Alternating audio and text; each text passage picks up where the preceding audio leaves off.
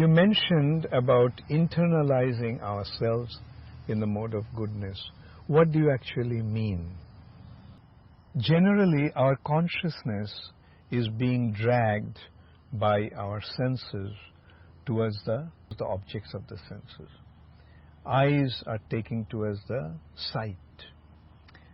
Ears are dragging towards the sound. Skin is dragging us towards touch. Tongue is towards taste. And nose towards the smell. So in this way, the five senses are constantly dragging our consciousness externally. And as a result of that, we become involved in the outside world. We become dragged into the external material world, and we want to gratify our senses by exploiting the objects of the senses. That's the natural tendency. And this is actually the result of the mode of passion. It is due to the mode of passion we want to enjoy this material nature. But our actual identity is spiritual.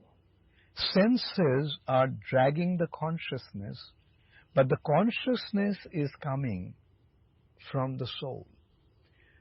And if we want to understand our actual spiritual identity, then we have to internalize our senses, internalize our consciousness. And that is the purpose of meditation. Meditation, prerequisite for meditation is withdrawing the senses from the objects of the senses and then projecting it internally. And in this way, when we internalize ourselves, then we begin to experience another kind of perception. First of all, we automatically become very content.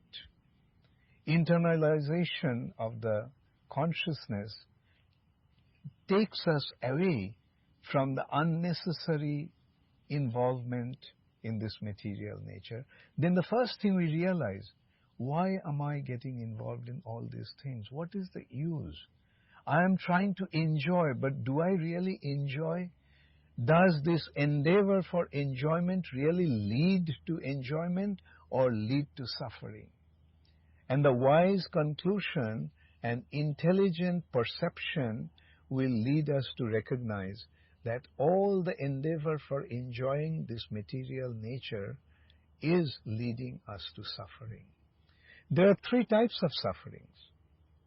One kind of suffering that is caused by mind and body. Another kind of suffering that is inflicted by other entities.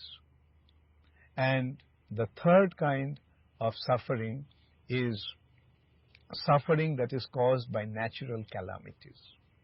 No one can avoid these threefold miserable conditions. And that is the intelligent conclusion. No matter whoever I am, no matter how rich, how successful, how satisfied I may be, but all of a sudden there's an earthquake and everything is lost. I am enjoying in a beautiful situation, somebody comes and kills my dear one. And in this way, we are subjected to various kinds of suffering, and all those sufferings come into these threefold categories. In Sanskrit, they are called adhyatmik, meaning caused by body and mind.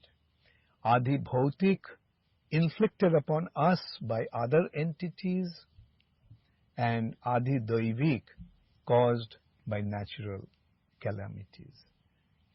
So, nobody can avoid these suffering conditions, and ultimately, an intelligent, wise person recognizes that this material nature is actually a place of suffering. Therefore, he tries to find out what is the cause of this suffering. And He tries to find the cause by internalizing himself. Why am I suffering? Why am I experiencing all these things? And this internalization brings him closer to his actual identity, his spiritual identity. And this search becomes successful when one comes across a qualified teacher who can take him by his hand and lead him to this path.